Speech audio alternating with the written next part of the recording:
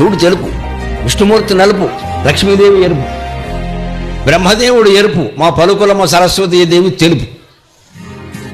అది inter caste marriage కాదు, inter colour marriage. ఏ కలరో కలవదు. ఈయన అమ్మవారు నలుపు, ఆయన తెలుపు. విష్ణుమూర్తి ఏమో నలుపు, ఆవిడ ఎరుపు.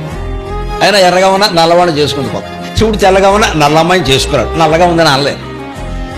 బ్రహ్మదేవుడు ఎర్రగా ఉంటాడు, సరస్వతీదేవి తెల్లగా, ఆయన చేసుకున్నాడు. అంచేది మన వివాహాల్లో రంగులు కాదు చూడవలసిందమ్మా, సత్ప్రవర్తన చూడాలి, సౌశీల్యాన్ని చూడాలి, అది చూడాలి, రంగు కాదు. పెళ్లి కూతురు ఎర్రగా ఉంది, బుర్రగా ఉంది. నాకు ఎర్రగా అర్థమైంది, బుర్రగా ఏమిటో ఎప్పటికీ అర్థం కాదు. బహుశా బుర్ర లేదు అని అర్థమైంది. ఎర్రగా ఉండడం ఓకే, బుర్రగా అంటే ఏమో బుర్ర లేదని. మనకి ఇప్పటికీ పెద్ద జబ్బు ఏమిటంటే ఎర్రగా ఉండాలి, తెల్లగా ఉండాలి, నల్లగా ఉండకూడదు.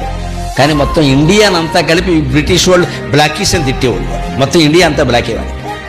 ఎందుకంటే వాడు మొత్తం తోలుచినట్టుగా ఎర్రగా ఉంటాడు, విపరీతమైన తెలుపు.